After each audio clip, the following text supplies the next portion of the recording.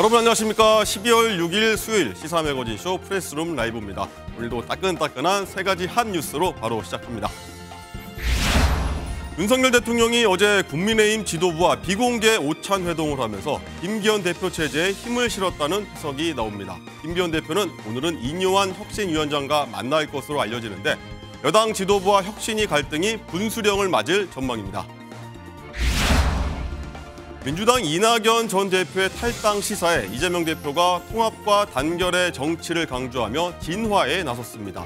이 전 대표의 출당 요청 청원글도 홈페이지에서 삭제됐는데 정치권 소식 자세히 살펴봅니다.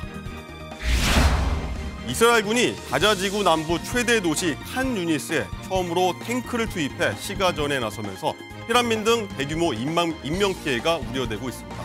잠시 뒤 오늘의 가장 궁금한 뉴스로 프레스룸 라이브 돌아오겠습니다.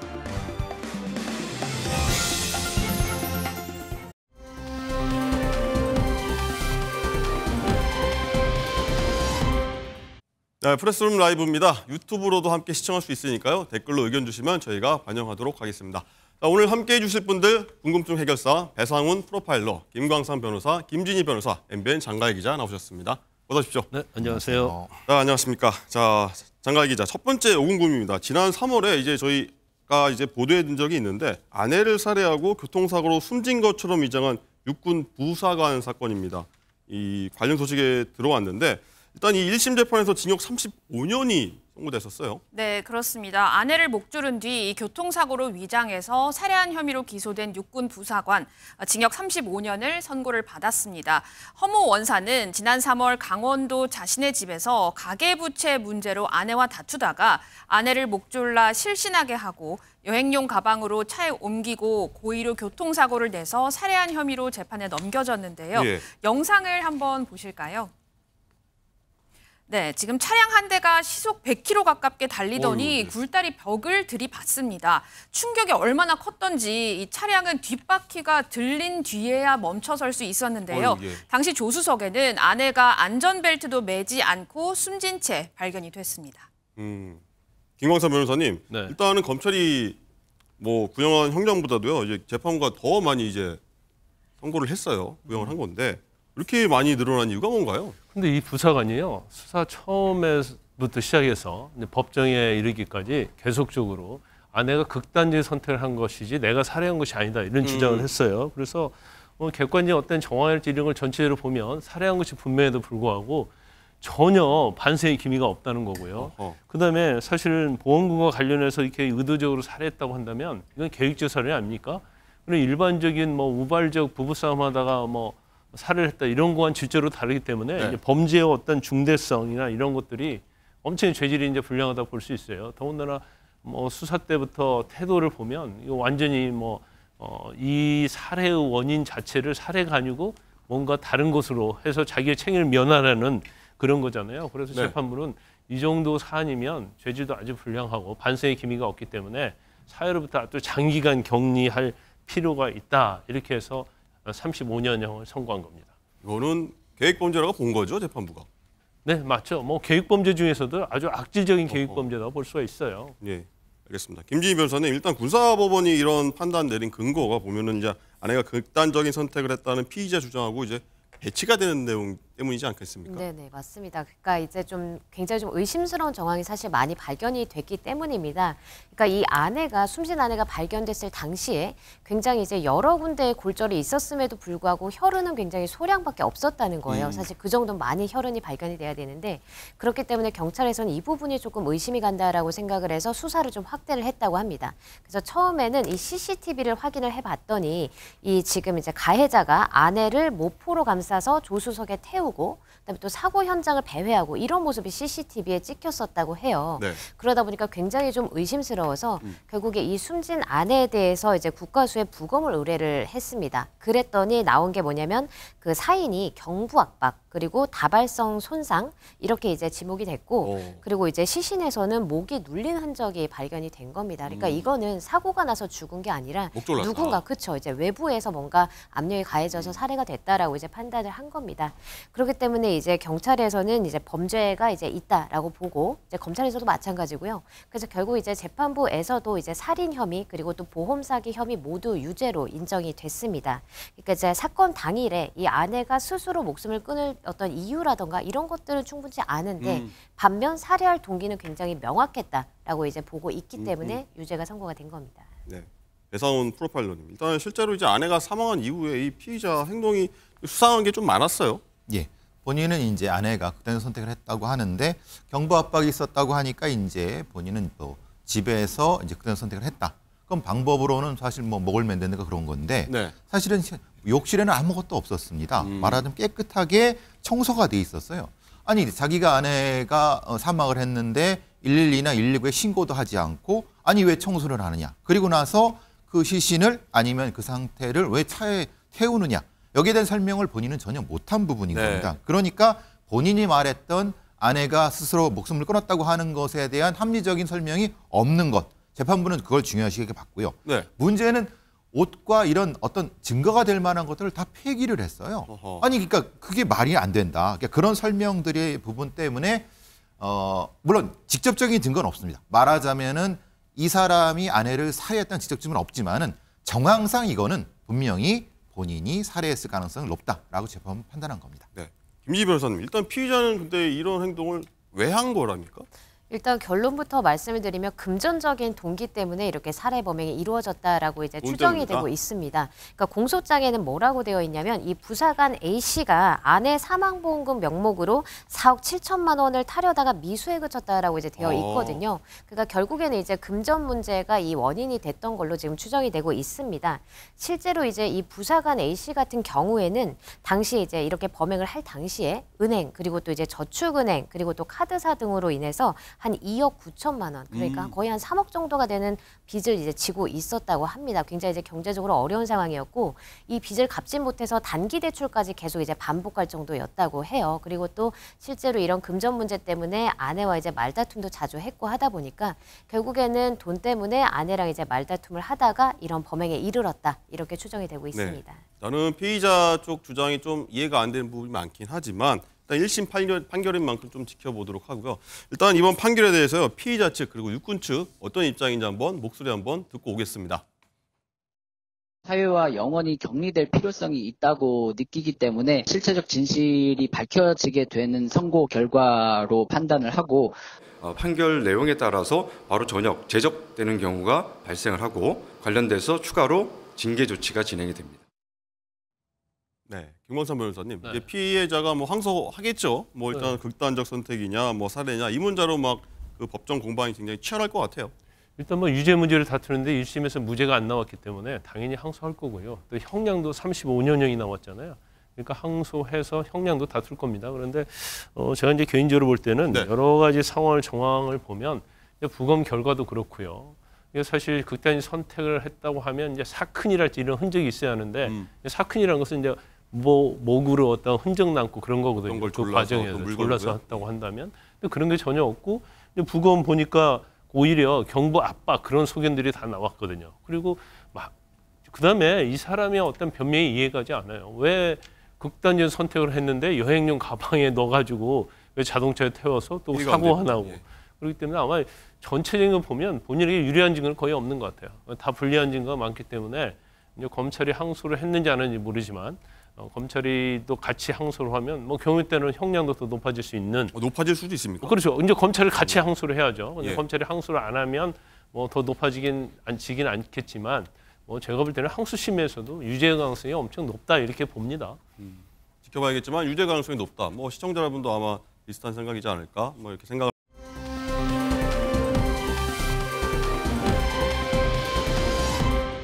자, 다음 5금금으로 넘어가도록 하겠습니다. 이거는 사실 저도 처음 보는 건데 범죄를 저지른 사람이 이제 징역형을 선고받았다는 소식이 많았지만요. 무려 징역을 50년 받았다는 건 저도 한번 처음 듣는 건데 장가 기자, 이거 어떤 죄를 지었다는 거예요? 원룸에 사는 여성을 뒤따라가서 성폭행을 시도한 남성인데요. 지난 5월 20대 A씨는 이 배달기사 복장을 한 채로 대구 한 원룸으로 귀가 중이던 여성을 뒤따라가 흉기를 휘둘렀습니다. 때마침 귀가에서 이를 말리는 남자친구에게도 평생 회복할 수 없는 상처를 입혔는데요. 국내 최장기 유기징역형인 징역 50년이 선고됐습니다. 그런데 이 남성 1심 50년이 과하다면서 항소장을 제출했습니다. 김지희 변호사님, 저 방금 아까 사건은 35년, 징역 35년 나왔는데 이번 50년입니다. 굉장히 이례적인 건데 그만큼 죄질이 안 좋다는 걸로 보면 되겠죠? 그렇죠. 그러니까 굉장히 좀 엄벌이 나온 그런 판결이라고 볼 수 있습니다. 심지어 지금 보도에 따르면 검찰은 처음에 이제 징역 30년을 구형을 했다고 합니다. 징역 30년을 구형을 했는데 재판부에서 내린 판단은 지금 징역 50년이거든요. 네. 근데 보통 검찰이 굉장히 좀 세게 일단 구형을 해요. 그냥 어떻게 보면 관례상 보통 이제 검찰이 세게 구형을 하고 보통 재판부에서 내리는 판단은 검찰에서 구형한 것보다는 훨씬 낮은 그런 것들이 이제 선고가 되는 게 일반적인데 지금 같은 경우에는 검찰 구형보다 훨씬 높게 지금 선고가 됐거든요.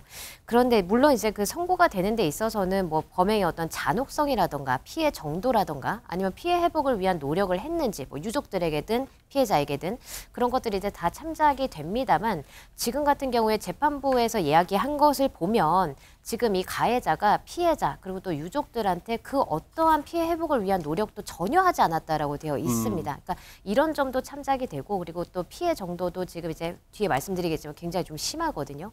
그렇기 때문에 이런 것들이 다 종합적으로 이제 판단이 돼서 징역 50년이 선고가 됐다고 보입니다.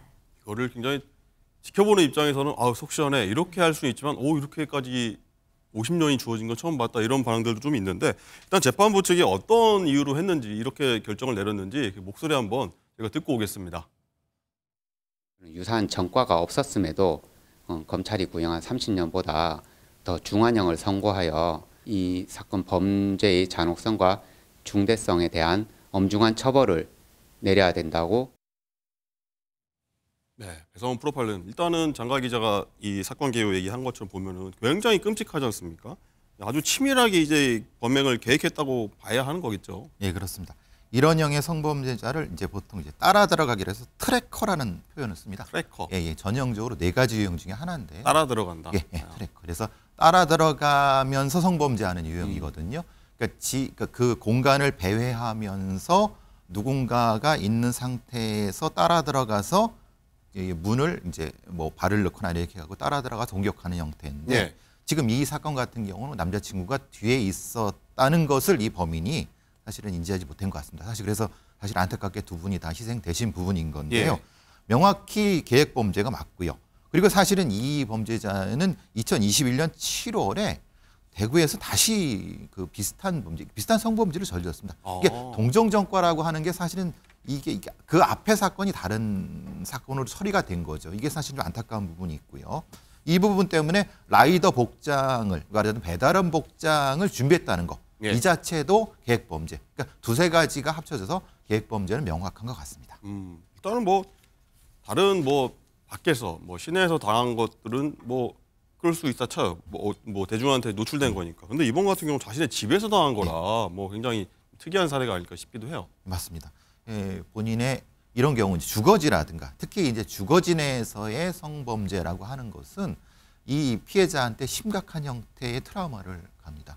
그러니까 보통 경우는 이제 이 뭐라 하죠? 공황장애 같은 것을 앓습니다. 보통 경우. 그래서 집 안에 작은 공간에 들어가지도 못하거나. 근데 사실은 그러면 어떻게 삽니까? 그러니까 불면증이라든가 심각한 고통이 최소한 3년 이상이 지속될 수 있기 때문에 이런 경우는 반드시 심리 치료가 필요하고 더 안타까운 건 지금 이 남자친구분입니다. 상당히 그 심각한 장애가 있는 부분 때문에 두 부분 다 그런 치료가 필요할 것 같습니다. 네, 김광삼 변호사님 일단은 범행 수법이 굉장히 잔인하지 않습니까? 이 말씀하셨지만 피해자들이 정말 돌이킬 수 없는 큰 상황, 큰 상처를 입었어요.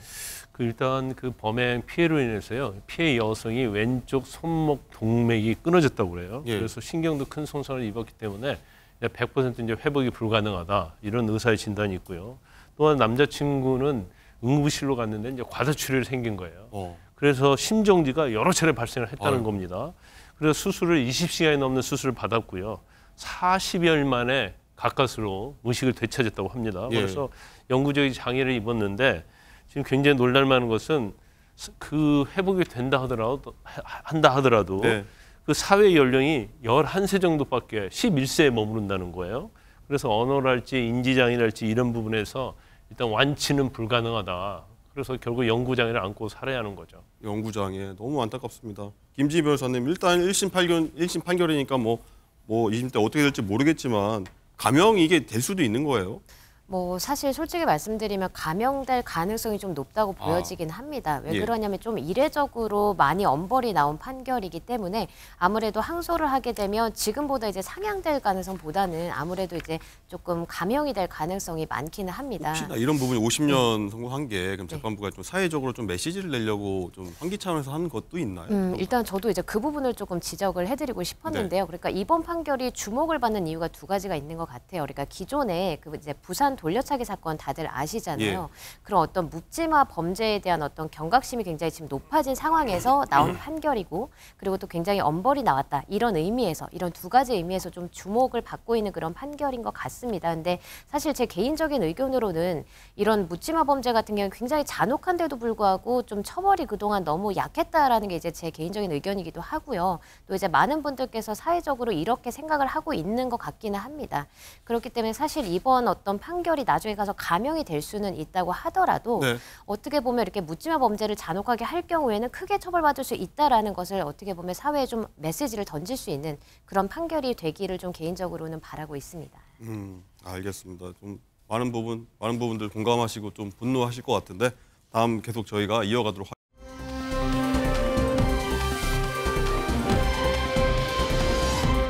자, 장가 기자, 다음 사건은요. 이 초등학생 형제를 이제 쇠자로 좀 상습 학대한 계모 이야기라고요? 네, 그렇습니다. 보통 이 부모님의 생신에 초등학생 자녀가 꽃을 사거나 꽃바구니를 사오면 정말 기특하고 고맙다 이렇게 말하기 마련이잖아요. 그렇죠. 네, 그런데 이 계모는 어린아이가 돈을 함부로 쓴다면서 아이를 폭행했습니다. 어이구. 쇠자로 손바닥을 여러 차례 때렸는데요. 뿐만 아니라 술에 취해서 둘째 아들을 침대에 눕힌 뒤 얼굴을 때려서 코피가 나게 했습니다. 예. 이 외에도 밥 먹을 자격이 없다면서 밥을 못 먹게 하거나 이 폭행으로 멍이 크게 들면 학교도 보내지 않았다고 합니다. 또 지난해 성탄절 전날에는요. 더는 너를 키우기 힘들다면서 아들들을 집에서 쫓아내기까지 한 것으로 드러났습니다. 그런데 이 친아버지는 계모의 범행을 알면서도 묵인하고 함께 자녀들을 때렸는데요. 결국 이 아들 형제의 연락을 받은 친척이 112에 신고하면서 이들의 범행이 밝혀지게 됐습니다. 친척이 신고를 했군요. 김광삼 변호사님. 예. 또 뭐 저기 엄마 생일이라고 꽃바구니까지 아이들 선물까지 했는데 이런 것만 보면 굉장히 착한 아이들로 보이는데 왜 이런 짓을 했을까요? 아니 착함을 넘어서 그 꽃바구니 사다 주면 감동해야 하는 거 아니에요? 그러니까요. 그래서 맛있는 것도 해주고 애들을 좀 보살펴야 하는데 이거 오히려 거꾸로 됐어요. 오히려 감동을 했더니 이제 감독을 해버려요. 예. 뭐 돈을 너무 함부로 쓴다. 이거 자기 용돈 내에서 쓴 거 아닙니까? 네. 그러면 정말 애를 칭찬을 해주고 격려를 해주고 더군다나 계모잖아요. 그러면 친엄마가 어떻게 해서 이제 친엄마하고 안 살게 됐는지 모르겠지만 아마 제가 볼 때는 아마 이혼으로 인해서 떨어지게 된 것 같아요. 그러면 애들 좀 보살펴주고 그렇게 가서 애들이 좀 더 잘 자랄 수 있도록 해줘야죠. 왜냐하면 애들이 잘 자라는 것이 사실은 자기한테 편한 거거든요. 네. 근데 무조건적으로 자기가 낳은 아들이 아니다 그래서 이렇게 학대를 하고 이런 행위 자체를 도저히 이해할 수가 없어요. 거기에다가 뭐 아버지는 친부잖아요. 네. 친부 여기에 가세해서 같이 뭐 9차례 때리고 이런 행위 자체를 아마도 계모가 어쩌면 자녀하고 아버지 사이를 이간질을 한다랄지 뭐 잘못된 부분만 계속 짚어서 뭐라고 하고 그러다 보니까 아버지도 결국 계모에게 동조한 것이 아닌가. 그런데 이런 사건이 사실은 뭐 지금 저희가 얘기하고 있지만 굉장히 많습니다. 아동학대 사건이. 우리가 이전에도 많은 사건을 뭐 언론 보도됐는데 상당히 계모가 사실은 학대하는 사건이 굉장히 많거든요. 그래서 그런 어떤 인식에 대한 문제 그런 것들이 좀 많이 좀 바뀌자 하는데 좀 안타까운 측면이 많이 있죠. 일단은 뭐 아이들이 기댈 곳은 사실 친아버지밖에 없을 텐데 아버지까지 이렇게 동조했다는 게 잘 이해가 안 되는데 배상훈 프로파일러님 일단 어떻게 이렇게 봐야 됩니까? 이런 상황은? 아동학대, 특히 가정 내 아동학대 유형 중에서는 그러니까 양친이 동시에 공격하는 경우는 드뭅니다. 그러니까 아버지는 방관하거나 아니면 조정을 하고 어머니가 때리는 경우, 반대의 경우도 있습니다. 네. 그 가능성이 굉장히 높은 건데 일종의 이제 그 아동학대의 분업화라는 표현이 그런데 분업화요? 그렇게 그런 유형이 제일 많습니다. 우리나라에서 발생하고 있는 아동학대가 보통 1년에 10,000건에서 20,000건 그 사이인데 맞네요. 특히 이제 여기서 계모에 대한 어떤 편견이 생겼는데 사실은 계모보다는 양친이 같이 하는 경우가 있고요. 그러니까 보통 이런 형태에서는 아버지는 방관자, 어머니는 학대자, 또 반대 이런 형태가 되기 때문에 이게 아이들한테는 굉장히 큰 충격으로 옵니다. 그러니까 오히려 둘 다 때리는 양친보다 그걸 방관하는 사람한테 더 분노를 느낍니다. 왜냐하면 물리적인 학대와 정서적인 학대가 동시에 들어오기 때문에 그렇습니다. 예. 그래서 공격성이 그렇게 양분됐을 때 더 위험하다. 그러니까 사실 이런 경우가 어떻게 보면 이 아이들한테 심각한 심리적 손상을 가거든요. 좀 안타깝고 사실은 치료가 많이 돼야 될 거라고 생각합니다. 예. 김광삼 변호사님, 일단은 친척이 이거를 경찰에 신고해서 이게 알려졌다고 하는데 계모는 직구속 기소, 신부는 불구속 기소 상태라고 하는데 직구속 기소 이런 거는 어떻게 받아들여야 됩니까? 아마 이제 직구속이라는 개념이 예. 법적인 건 아니에요. 어. 법적인 건 아닌데 일반적으로 경찰에서 수사를 하다가 예. 영장을 신청을 하죠. 그러면 검찰에서 영장을 청구하는데 그 경찰에서 이제 수사를 하는데 그렇게 뭐 구속할 사안이 아니다고 생각해서 이제 검찰에 송치하는 경우가 있고요. 아니면 죄가 일부 안 밝혀졌는데 제대로 잘 못 밝히고 일부만 가지고 송치하는 경우가 있어요. 그런데 검찰 수사를 해보니까 죄질이 아주 불량하고 예. 경우에 따른 새로운 추가적인 범죄 사실이 나오면 이제 검찰 단계에서 구속하는 걸 우리가 직구속이라고 합니다. 직구속이라는 의미는 검사가 직접 구속을 했다는 의미로 이제 직구속이라고 그래요. 그런데 이제 검경 수사권 조정되고 하면서 이제 직구속하는 사례가 사실은 굉장히 많이 줄었죠. 그런데 이제 검찰이 수사를 해보니까 이 사람을 불구속 상태에서 기소한 것은 맞지 않다. 네. 반드시 구속을 해서 구속 상태에서 재판받는 것이 옳다고 판단했기 때문에 검찰 직권으로 검찰에서 직접 영장을 청구해서 구속을 한 겁니다. 그걸 우리가 직구속이라고 합니다. 알겠습니다. 이제 몸보다 마음의 상처가 아이들이 얼마나 컸을지 짐작도 안 됩니다.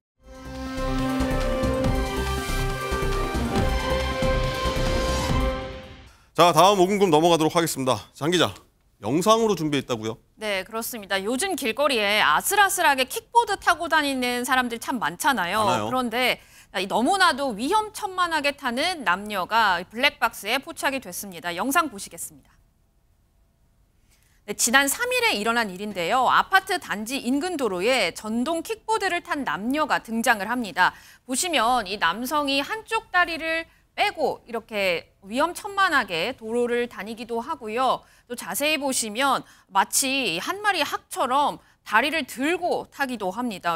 왜 이런 묘기를 이 차량 옆에서 부리는 건지 도무지 이해가 되지 않는데 네. 이 모습을 본 운전자가 위험해 보여서 경적을 울렸지만 이 킥보드 남녀는 인도와 차도를 오가면서 아랑곳하지 않았습니다.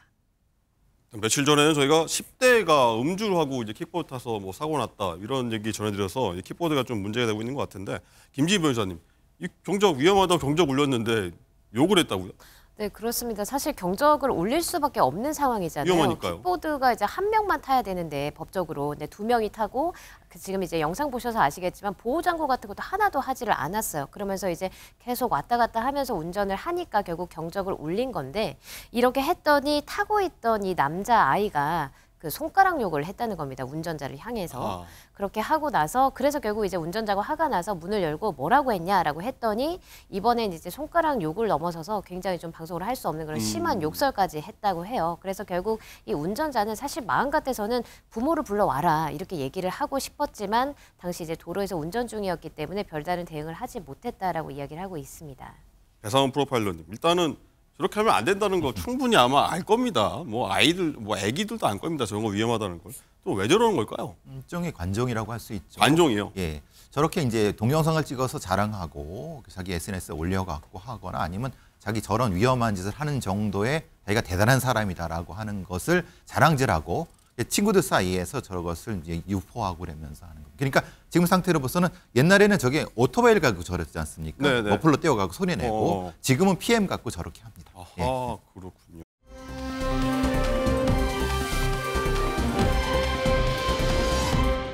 자, 장가 기자, 다음 영상 한번 볼까요? 다음도 황당한 영상 준비됐다더라고요. 그렇습니다. 이 에스컬레이터를 타다가 발을 조금만 잘못 디디면 나뿐만 아니라 내 앞사람, 내 뒷사람까지 같이 다칠 수가 그렇죠. 있잖아요. 그런데 그래서 손잡이를 조심히 잡고 타야 하는데 이를 비웃기라도 하는 듯 수원역에서 황당하게 에스컬레이터를 탄 남성이 있습니다. 자, 남성이 네. 에스컬레이터 손잡이 위에서 올라가 있죠. 여기서 에스컬레이터가 내려가자 저렇게 폴짝 오, 예, 예. 뛰어내리는데요. 마치 발레를 하듯이 우아하게 손을 양팔을 저렇게 내밀고 갑니다. 자, 이 영상을 올린 글쓴이는 해당 남성이 손잡이에서 뛰어내린 후에도 혼자 이어폰으로 노래를 들으면서 발레를 했다 이렇게 설명을 했는데요. 또 종잡을 수 없이 움직이니까 지나가는 사람들과도 모두 부딪혔다고 합니다. 아유, 좀 엄청나게 방해를 한 것 같은데 김진희 변호사님, 저러다가 정말 사고 나면 큰일이에요. 본인도 그렇고 그쵸. 다른 사람 다 다치잖아요. 네네. 이게 뭐 민폐를 넘어서서 만약에 정말 많이 다쳤다면 형사입건 될 수도 있습니다. 그러니까 정말 많이 다치게 했다면 형사적으로 이제 과실치상죄도 충분히 성립을 할 수가 있고요. 뿐만 아니라 저렇게 하다 이제 에스컬레이터 고장 날 수도 있잖아요. 그러면 이거에 대해서 또 손해배상 해줘야 되고 네. 또 다친 사람에 대해서도 민사적으로 손해배상 해줘야 되기 때문에 당연히 법적 책임을 따를 수밖에 없고요. 근데 이런 법적인 것을 떠나서 다 같이 이용하는 시설에서 저런 행동하면은 당연히 안 되겠습니다. 김광선 변호사님, 마지막으로요. 검사 출신이지 않습니까? 이런 거 왜 뭐 건드릴 수가 있습니까? 죄를 물을 수가 있습니까? 아니 지금 저거 가지고는 뭐 되지 않을 거예요. 그런데 사실 저 사람을 보니까 좀 몸집이 크더라고요. 그리고 이제 두 가지가 있을 수 있어요. 뭐 발레에 빠져서 네. 보이는 게 없을 수 있고, 그다음에 두 번째는 아마 정신적으로 좀 장애가 있을 가능성이 크다고 봅니다. 그러니까 일반적인 장애가 아니고 어떤 본인의 스스로의 어에 빠져 있을 가능성이 좀 크다고 봐요. 그런데 저거 자체가 굉장히 위험한 거잖아요. 근데 본인의 어떤 위험만 초래하는 것이 아니고 남에게도 위험을 초래하는 저런 어떻게 보면 사회질서에 위반되는 저런 행위라고 볼 수 있는 거죠. 그래서 이제 저 정도면 이제 경범죄는 해당이 될 수 있어요. 그래서 과태료 범칙급 정도는 뭐 제가 볼 때는 충분히 부과할 수 있는 대상은 된다 네. 이렇게 봅니다. 자막에 나왔습니다. 김광선 변호사님의 개인적인 의견이라고 나왔습니다. 자, 사고 정말 한순간이라서 정말 모든 분들, 많은 분들 위해서 조심해야 됩니다. 자, 오늘 5분금 여기까지 하겠고요. 잠시 뒤에는요, 따끈따끈한 정치권 소식 다루니까요. 채널 고정입니다. 자, 오늘 말씀 모두 감사합니다.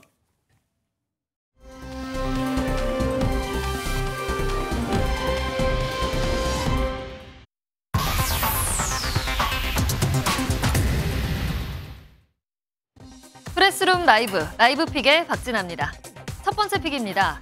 이 식판, 배식을 다 받은 게 맞는 걸까요? 경찰관들의 아침 식사 사진이 논란입니다. 모닝빵 2개에 딸기잼, 그리고 수프 하나가 놓여 있습니다. 어딘가 좀 휑해 보이는데요. 5,000원을 내고 먹는 식사라는 게 믿기지 않을 정도입니다. 온라인 커뮤니티에 경찰이 먹는 아침 식단이라며 사진과 함께 비판의 목소리가 올라왔습니다. 경찰 관계자는 점심 무료 특식 준비로 아침 준비가 미흡했다고 해명했는데요. 강철 체력으로 시민의 일상을 지키는 경찰관들에게 기본적인 식사의 질은 보장되었으면 좋겠습니다. 두 번째 픽입니다. 도움을 주고자 하는 그 따뜻한 마음에 미소가 절로 지어지는 소식입니다. 가수 박진영 씨가 소아청소년 환자들을 위해 5개의 병원에 총 10억 원을 기부했습니다. 자신에게도 2딸이 있다며 아픈 아이들을 돌보며 치료비까지 걱정해야 하는 부모들의 마음을 공감했다고 전했는데요. 박진영 씨의 이런 나눔 행보는 처음이 아니죠. 지난해에도 기부단체에 10억 원을 전달한 바 있습니다. 얼마 전 청년영화제에서 무대를 두고 스스로 아쉬움을 표하기도 했던 박진영 씨. 이렇게 다른 이의 아픔을 함께하고자 하는 마음만큼은 자신을 크게 칭찬해줬으면 좋겠습니다. 마지막 픽입니다. 정든이를 보내는 일은 쉬운 일이 아니죠. 12년간의 쌓아온 정을 뒤로하고 작별을 고한 판다들이 있습니다. 지난 2011년 영국에 처음 발을 내디딘 판다 양광과 텐텐인데요.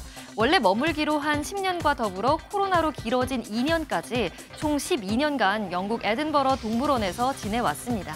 이 양광과 텐텐의 마지막 모습을 보기 위해 지난주엔 동물원은 많은 사람들로 붐비기도 했는데요. 약속한 시간이 다가왔고 그제 전세기를 타고 중국으로 돌아갔습니다. 이런 모습을 보니까 우리나라에서 지내고 있는 푸바오 생각이 나는데요. 괜히 마음이 울적해지기도 합니다. 보내야 할 땐 결국 보내주는 마음이 필요하겠죠? 건강을 기원하며 보낼 준비를 해야겠습니다. 지금까지 라이브 픽이었습니다.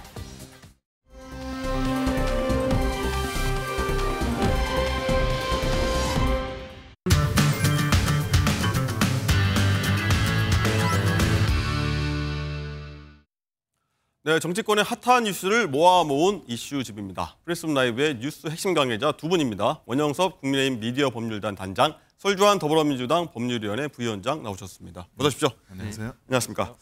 자, 엊그제 윤석열 대통령이 실시한 개각으로 여당의 총선 시계가 빨라지고 있습니다. 후임자가 정해진 원희룡 국토부 장관은 첫 정치 재개 일정으로요, 보수 기독교 집회를 찾아서 논란이 일었습니다. 원희룡 장관의 그 입장 먼저 듣고 얘기 시작하도록 하겠습니다. 당으로 복귀하시면서 사실상의 첫 정치 행보가 보수 통합의 대상에 정광훈 목사 같은 분들도 포함이 되어 있는 걸까요? 전혀 아닙니다. 혹시 만나신 자리에서 관련 언급은 만나지도 않았고요. 이제는 경상북도 장로연합이라는 이름으로 거기에 아무튼 강사의 한 사람으로 저를 기독교인 그리고 장관으로서 초청한 거기 때문에 그런 맥락에서 간 것이지 뭐 다른 해석은 저의 뜻과 벗어나는 일입니다. 네, 원희룡 장관이 이제 장관직에서 아마 거의 내려오는 거죠. 그 상황에서 첫 정치 행보가 하필이라고 다들 표현합니다. 보수 극우 인사를 꼽히는 정광훈 목사가 주도하는 행사에 갔습니다. 여기서 전혀 뭐 알지도 못했다, 그렇게 해명을 한 건데, 원영수 단장님, 신중을 기했어야 된다, 첫 행보였던 만큼, 이런 지적이 계속 나와요. 아마 공식적으로 장관직에서 퇴임을 하는 그 이후 시점이었으면 뭐 특별한 문제는 없었을 것 같아요. 근데 아직 이제 그 공식적인 퇴임인지 그거 약간 불분명하고. 아직은 아니죠. 예. 사실상 지금 퇴임 상태나 다름없는 상태에서 네. 이제 했다는 거, 그거 하나 좀 그거는 문제될 수 있을 것 같고요. 그런데 다만 원희룡 장관은 이제는 출마 희망자입니다. 본인이 이제 뭐 그 유력 주자하고 붙겠다라는 이런 이제 의사도 표시를 했고, 뭐 그런 분들이 출마 희망하는 입장에서는 어느 단체든 이제 가가지고 적극적으로 활동을 해야 되는 그런 상황에 지금 놓여 있는 거거든요. 뭐 다른 종교 단체 어디든 불러주는 데가 있으면 또 가가지고 인사하고 자신의 어떤 뭐 정치적인 견해나 아니면 또 다른 이런 여러 가지들을 표명을 하는 겁니다. 아마 여기 계신 누구라도 그 후보자 또는 후보 출마에 희망하는 입장에서 어느 단체가 뭐 그 와가지고 이제 모임에 오달라는 제안을 쉽게 거절할 수 있는 사람은 없을 거예요. 네. 이분이 이제 뭐 정당의 지도자급 그런 직위를 가진 건 아니고, 다만 이제 오게티라면 아직 장관에서 퇴임한 공식적이지 않은 상태에서 했다는 거, 그 부분에 대해서는 조금 다시 말하지만 좀 부적절했지만 앞으로 이제 그 보수의 출마 희망자로서 뭐 퇴임하시고 어디든지 가시고 하는 그 부분에 대해서는 무방할 것 같습니다. 네.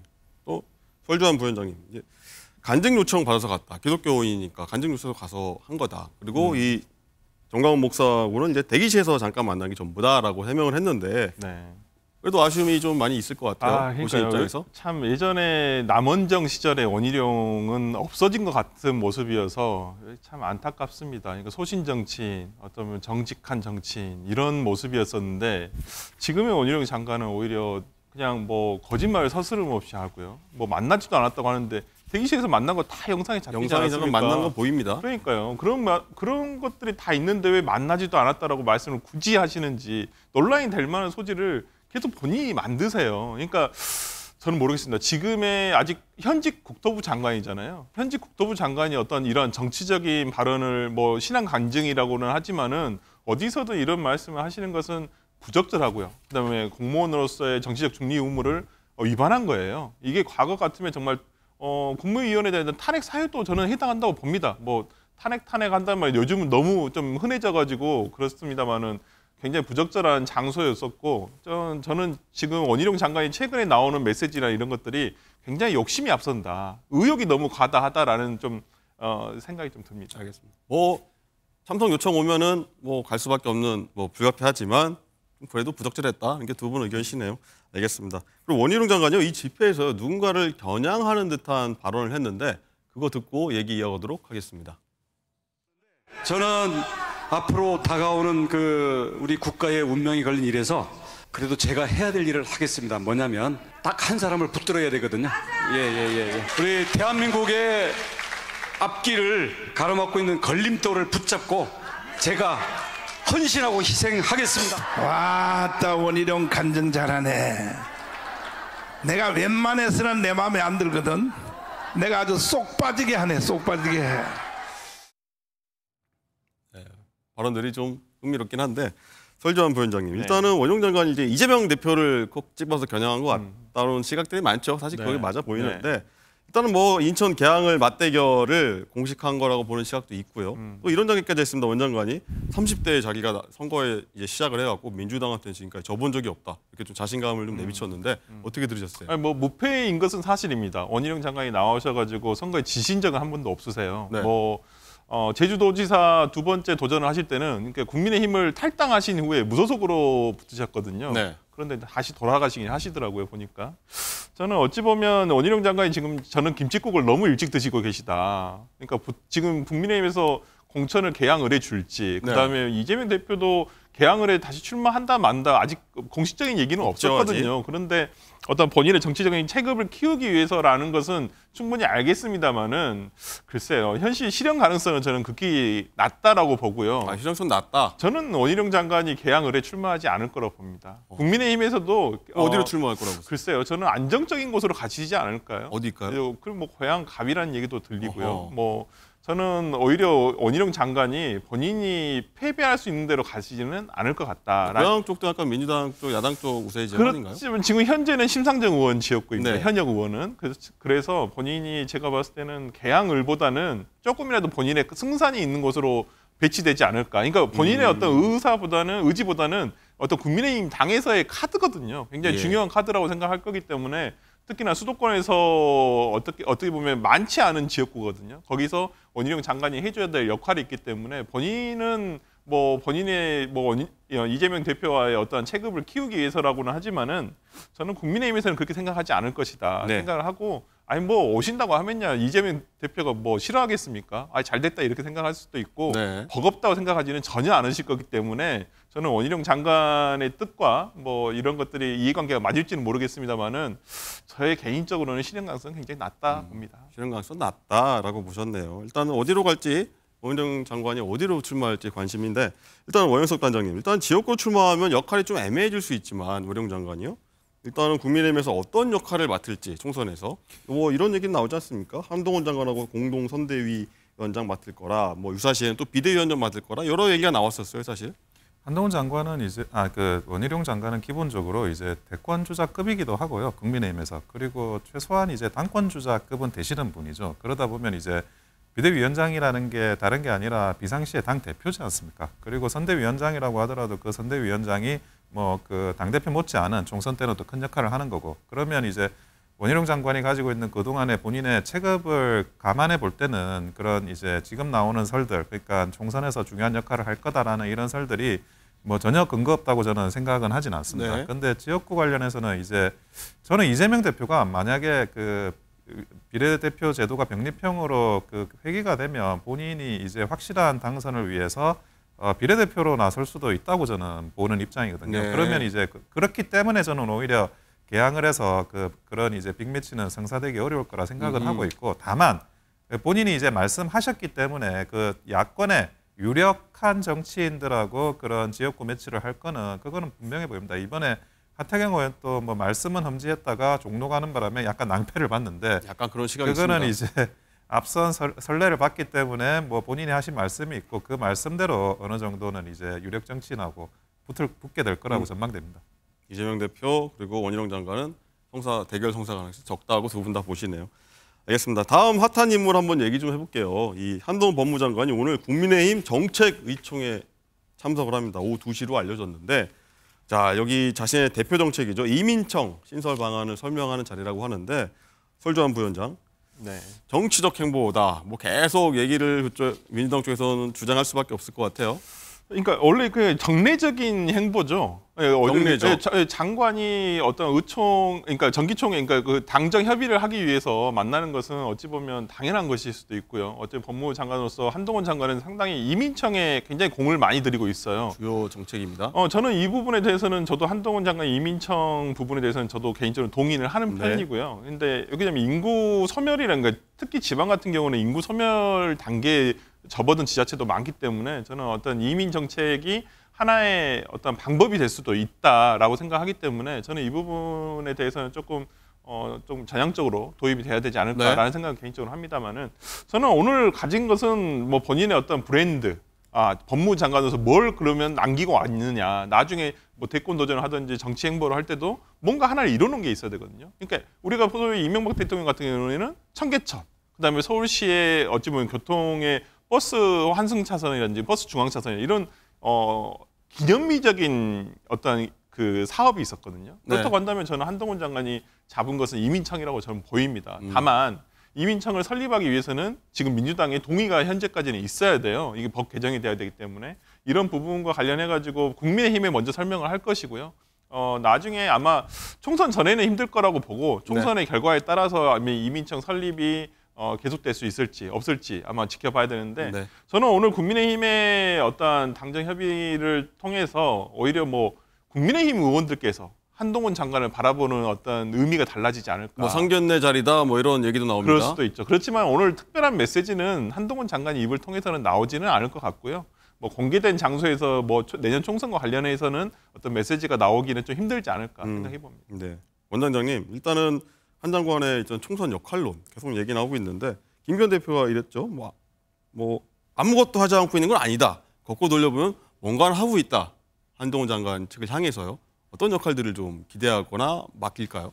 지금 이제 원희룡 장관도 마찬가지인데 장관에서 퇴임하기 전에 어떤 정치적인 행보를 하는 게 사회적으로 좀 문제가 될 수가 있으니까 그거를 뭐 공개적으로 할 수는 없을 테고 그런데 수면 아래서는 뭔가는 진행되고 있지 않나 그런 이제 뉘앙스적인 김기현 대표가 표시를 한 것 같아요. 근데 한동훈 장관은 이제 그 총선에서 가장 중요한 역할을 해야 될 어떤 포지션에 있을 것 같습니다. 그거는 이제 한동훈 장관이 가지고 있는 신선함, 인지도 그리고 이제 그 말을 할 때 사람들한테 어필할 수 있는 그런 화법 이런 것들을 골고루 갖추고 있거든요. 게다가 이제 서울에서 약세 지역인 서울 수도권에서 어떻게든 또 성과를 내보기 위해서 중요한 역할을 하실 것 같고요. 그런데 다만 이제 그 한동훈 장관과 당 사이에 이제부터는 수면 아래서 조금 더 긴밀하게 소통이 돼야 되는 부분이 있습니다. 무슨 말이냐면 한동훈 장관이 가지고 있는 어떤 아이템이나 무기를 사실 당에서 잘 모르면 안 되거든요. 그러면 한동훈 장관에 대한 활용법이 한동훈 장관이 생각하고 있는 자신에 대한 활용법과 당이 생각하고 있는 한동훈 장관의 활용법이 서로 달라지면 안 됩니다.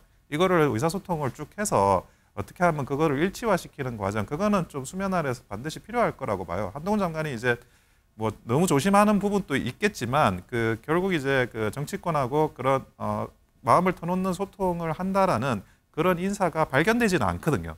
그러면 이제 그 내용에 대한 진위 그리고 이제 본인이 생각하고 있는 아이템 이런 것들에 대해서 폭넓게 논의를 하기가 좀 쉽지 않은데 그 부분에 대한 논의는 반드시 수면 아래에서는 필요할 거라고 보여집니다. 그래서 이 정확하게 구체적으로 그런 자리를 정하신다면 어떤 거를 좀 추천하시겠습니까? 저는 생각하시는 이제 뭐 제일 그 생각나는 게 선대위원장인데요. 선대위원장. 예.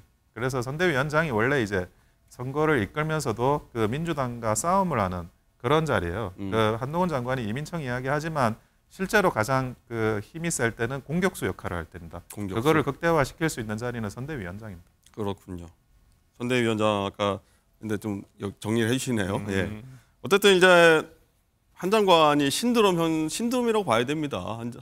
한동훈 신드롬이라고 봐야 되는데 책도 나왔습니다. 지금 보니까 한국 정치에서 한 장관의 역할을 분석한 책 이렇게 나오는데 책의 내용을 보니까 이 보수가 한동훈에 열광한 이유가 무엇일까 뭐 이렇게 얘기가 나오는데 설주환 부위원장은 상대의 입장에서 봤을 때 뭐라고 보십니까 이것이? 제가 한동훈 장관을 다른 방송에서 이렇게 표현을 한번 했었었는데 탕후루와 같다. 탕후루. 네. 상당히 이렇게 처음 보면 되게 먹고 싶고 그 다음에 과일을 이렇게 설탕물에 찍어서 그 간식 예. 뭐 한때 그러니까 한때는 아니고 뭐 지금도 인기가 있습니다만은 그 이 여름에 정말 핫했거든요. 이게 근데 많이 먹을 수는 없어요. 이게 한두 개 먹고 많이 먹을 수 달기 때문에 저는 그렇게 보면 한동훈 장관이 저런 얼마 전에 대구, 대전, 울산 이런 행보에서 시민들과의 접촉을 통해서 굉장히 연성 이미지를 많이 쌓아갔어요. 그런데 시민들 입장에서도 예를 들어서 한동훈 장관을 보게 되면 사진 찍고 싶고 사인도 받고 싶고 그렇죠. 그런데 한때다? 저도 한때라고 봅니다. 근데 이게 정치적으로 그러니까 시민과의 대면에서는 그럴 수 있습니다만은 이게 정치적으로 어떤 메시지를 내거나 정말 선거라는 어떤 그 두 집단이 그러니까 양 진영에서의 어떤 치열하게 맞붙는 상황에서의 어떤 그런 상황이라고 한다면 저는 지금의 이런 이미지가 우리가 의회에서 봤던 그러니까 국회의사는 상임위에서 봤던 이미지가 다시 오버랩 되지 않을까 싶어서 중도에서의 확장성은 조금 아직은 미지수다. 저는 그렇게 봅니다. 좋은 평가가 역시나 엇갈립니다. 예.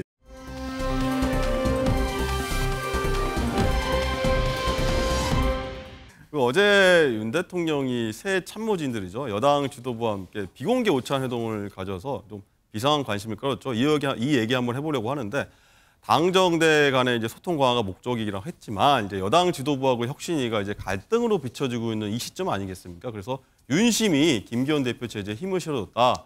김기현 체제로 이제 총선 치르는 거 아니냐 이런 해석이 나오고 있는데 원영숙 단장님 일단은 그 자리에서 총선에 칠 자도 안 나왔는데 안 나왔다고 해요. 그래도 이제 윤심이 이제 김기현 대표 쪽으로 기울었다. 이뇨한 혁신위원 쪽장이 아니라 김 대표한테 기울었다 이렇게 봐야 되는 건가요?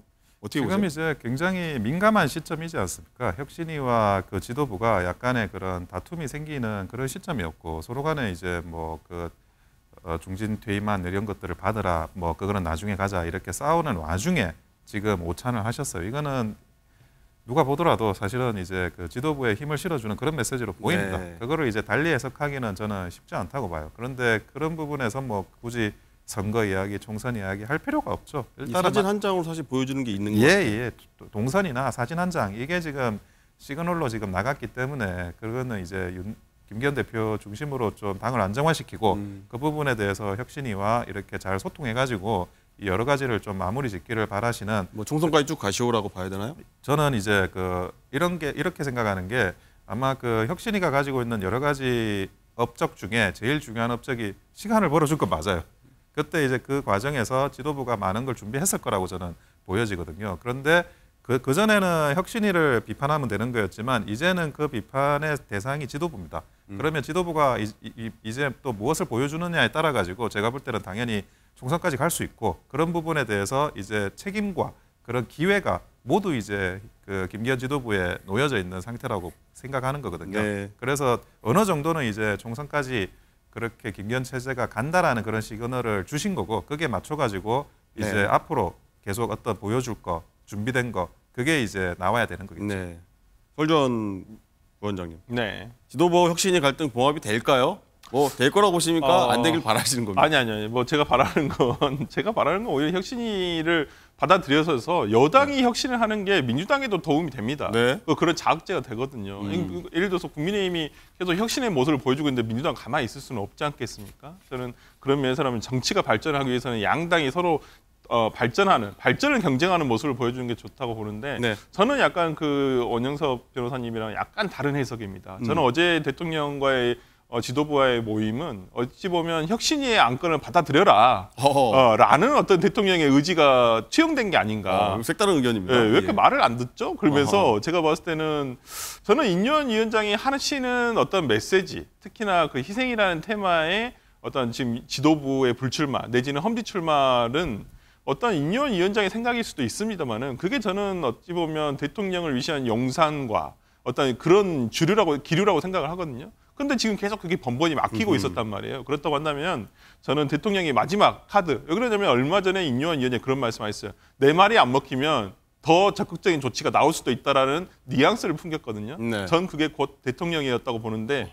저는 어제 자리가 저는 그렇다고 저는 판단이 돼요. 대통령께서 이제 표정에서 읽으신 거죠. 네, 그렇다고 한다면 오늘 뭐 오후에 이제 혁신위원장과 만나는데 여기서 나온 메시지를 3시라고 합니다. 나온 메시지를 보면 어제의 만남의 의미가 이제 해석이 되는 거겠죠. 예. 그렇기 때문에 저는 어찌 보면 혁신위의 안건을 이제는 지도부가 받아들여야만 되는 상황이 아닌가라는 생각이 듭니다. 알겠습니다. 뭐 얘기 나온 게 오후 3시에 이제 이뇨한 혁신위원장하고 김기현 대표가 이제 오늘 만나는데 원영숙 단장님 일단 어떤 얘기를 나눌까요? 굉장히 여기 모든 분들이 지금 주목하고 있는 것 같아요. 물론 이제 혁신위의 안건이 뭐 디테일하게 바로 실무적으로 적용할 수 있냐 없냐 이런 문제는 차지하고서라도 화두로서는 그게 맞는 방향이었습니다. 큰 틀에서는 맞는 방향이었고 그런데 그 부분과 관련해 가지고 지도부도 이제 그게 뭐 부정이다까지는 아니고 시점이 그게 아니지 않냐라는 뭐 지도부의 그런 디테일한 실무적인 이야기도 어느 정도 일리가 있었고요. 그런데 원래 정당의 조직이란 거는 만들어질 때 제일 스포트라이트 받다가 나중에는 좀 흐지부지되고 다른 조직이 만들어지면서 사라지거든요. 네. 그런데 이 혁신이만큼은 그럴 수가 없는 거예요. 마무리를 지어야 돼요. 뭐 연착륙 되기를 원하고 거기에 관련해 가지고 아마 뭐 설주환 변호사님 말씀하신 대로 대통령께서 어떤 이야기도 있지 않았을까 하는 생각은 저도 합니다. 그래서 이번에 궁금합니다. 어떤 얘기 나올지. 잘 연착륙되고 잘 마무리되기만을 바랄 뿐입니다. 네, 알겠습니다. 여당 얘기.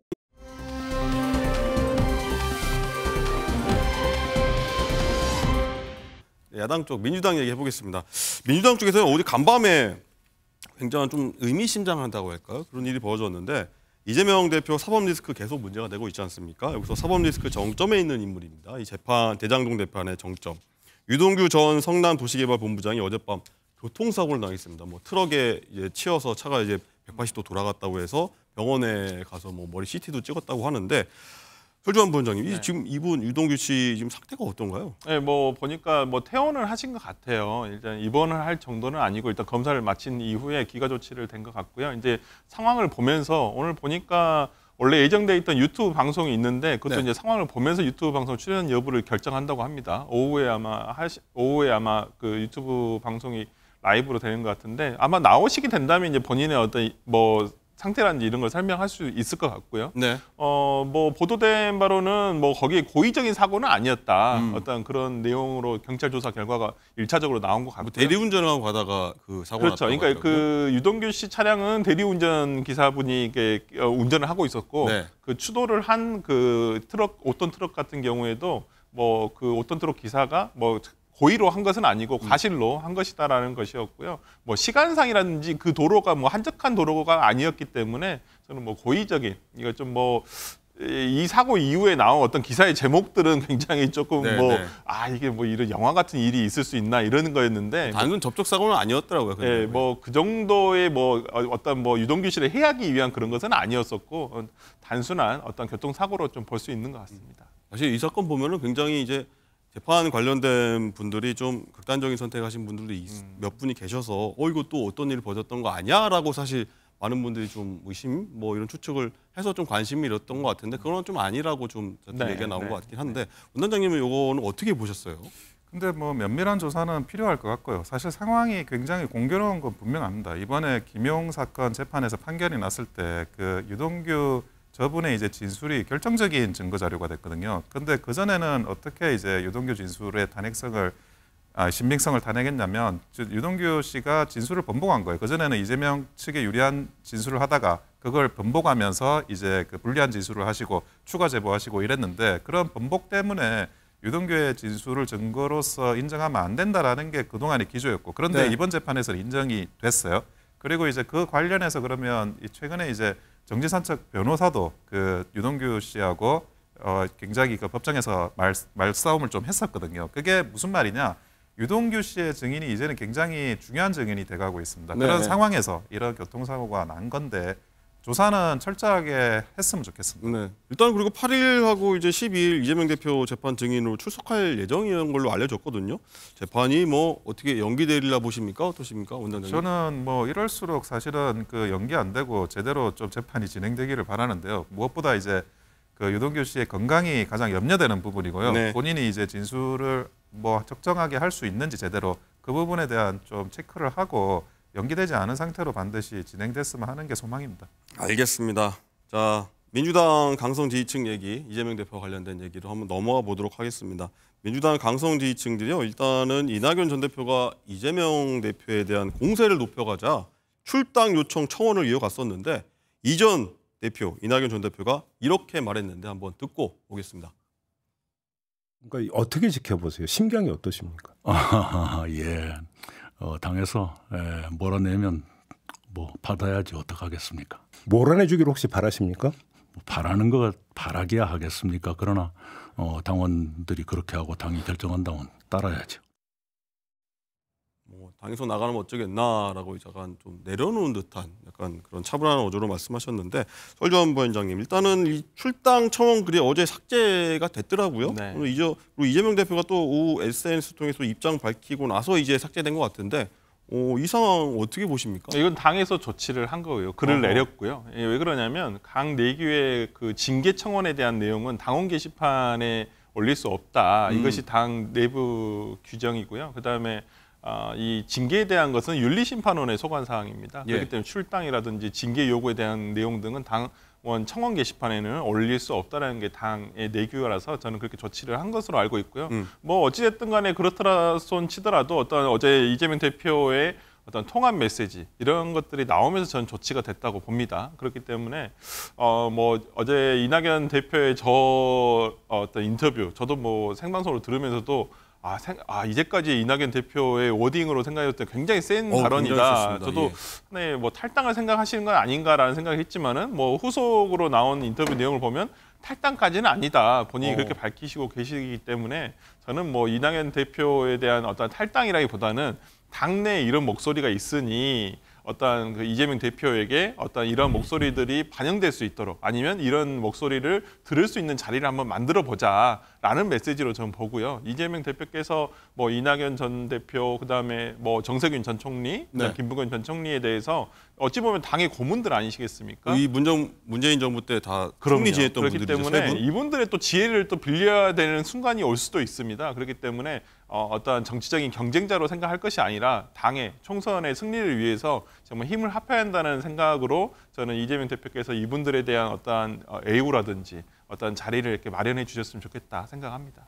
일단은 얘기 들어보면은 탈당하지 않겠다고 일단은 오늘 인터뷰에서 했다고 하지만 뭐 탈당하지 마다하지 않겠다는 그런 발언을 좀 들리기는 하거든요. 일단 원단장님 일단은 이재명 대표가 통합과 단결의 정치 강조하면서 그 SNS 청원글 내리라고 했지 않습니까? 일단은 그래도 이낙연 전 대표 끌어안게 나섰다고 봐야 되나, 뭐 액션으로 봐야 되나요? 아니면 뭐 다른 의도가 있다고 봐야 될까요? 저는 뭐 액션이라도 헐리우드 액션이 아닌가 그렇게 생각을 헐리우드 합니다. 액션. 예, 왜냐하면 이재명 대표는 그 이낙연 전 대표를 끌어안을 실익이 없어요. 오히려 그게 불이익해요. 무슨 말이냐면 이제 현역 의원이 민주당은 너무 많습니다. 그러니까 통상적인 물갈이라고 하더라도 물 갈아야 될 사람이 너무 많은데 그걸 친명을 희생시키면서 비명을 이제 공천을 줘서 뭐 현역 의원을 유지시킬 수 있을 정도로 그런 녹록한 사실 이재명 대표의 상황이 아니거든요. 네. 그런데 그런 물갈이 와중에서 그러면 이낙연 전 대표나 또는 비명계를 얼마나 뭐 냉정하게 살려둘 수 있느냐 그러기도 어려운 상황이에요. 그런 어려운 상황에서 그러면 지금 어떤 이야기를 하든지 립서비스 형태가 될 수밖에 없다고 보여지고 사실은 실익적인 면 때문에 명분을 무릅쓰고라도 병리평 뭐 비례대표로 회귀하려고 하는 그런 이제 움직임도 있지 않습니까? 그런데 지금 이재명 대표가 이낙연 대표를 품는다는 거는 그 친명계 전체에서 이익이 전혀 되지 않기 때문에 저는 뭐 결과적으로는 어려울 거라고 봅니다. 일단은 원장님께서는 부정적으로 굉장히 보시는데 결국에는 그러면 이 원장님 의견대로라면은 이낙연 대표가 창당수순 밟은 거 아니냐 이렇게 좀 이런 의견이신 것 같은데 일단 이낙연 전 대표가 김종인 전 비대위원장 만났고요. 그리고 김부겸, 정세균 총리 아까 얘기하셨는데 이 세 분의 총리를 만나면서 의견도 구하고 민주당에 좀 위기가 온 거 아니냐 공감대 형성했다고 하지 않습니까? 창당 준비 들어간다고 안 보세요? 저는 예. 모르겠습니다. 제가 여의도 정가에서 이렇게 창당에 대해서 준비하시는 분들 얘기도 이렇게 간혹 듣기는 하는데 예. 아직까지 이낙연 대표의 신당에 대해서 얘기하시는 분이 없는 걸로 봐서는 이게 신당으로 갈지는 모르겠어요. 그러니까 이낙연 전 대표를 이렇게 어떤 정치적 동지로 생각하는 분들의 지금 뭐 당원 모집을 하고 있다라는 뭐 부분도 있어요. 네, 그런 부분 저희도 들리기는 합니다만은 그게 이낙연 대표가 힘을 실어서 아마 중심이 돼서 만드는 신당은 저는 아니라고 보고요. 아직까지는 저도 잘 모르겠습니다만은 근데 현재 이낙연 대표라든지 저 세 분의 총리께서 어떤 이 민주당 밖에서 이 부분을 하겠다라는 것은 저는 아직까지는 좀 실현 가능성이 낮지 않느냐라는 생각이 들고요. 근데 그렇지만 민주당으로서는 만약에 이분들이 어떤 신당을 꾸려서 나가신다고 한다면 굉장히 큰 타격이 옵니다. 그러니까 예를 들어서 호남 지역을 기반으로 해서 신당이 나온다라고 하더라도 예를 들어서 호남에서 어떤 지역구 의원을 배출할 정도의 어떤 지지율을 끌어내지는 못할 것이지만 마음이 조금 약하다는 얘기도 있어요. 그렇지만 오히려 수도권에서 그 바람이 영향을 받아버린다면 수도권에서 예를 들어서 어부지리로서 국민의힘에 의석수를 줄 수도 있거든요. 정말 이 수도권에서는 2, 3% 차이 적게는 거기에 따라서 표가 바뀌는 경우가 있어요. 의석수가. 그렇기 때문에 저는 어떻게 해서든지 간에 민주당에서는 지금 저 세 분의 총리분을 모시고 내년 선거에 임할 수 있는 방향을 가져야 되지 않을까 싶습니다. 알겠습니다. 이낙연 신당 그리고 다른 신당들 뭐 얘기 나오는데 어떻게 될지 한번 저희가 한번 지켜보도록 하겠습니다. 자, 오늘 말씀 여기까지 듣겠고요. 오늘 프레스룸 라이브는 여기서 마치겠습니다. 저희는 내일 오전 10시 30분에 다시 찾아뵙도록 하겠습니다. 고맙습니다.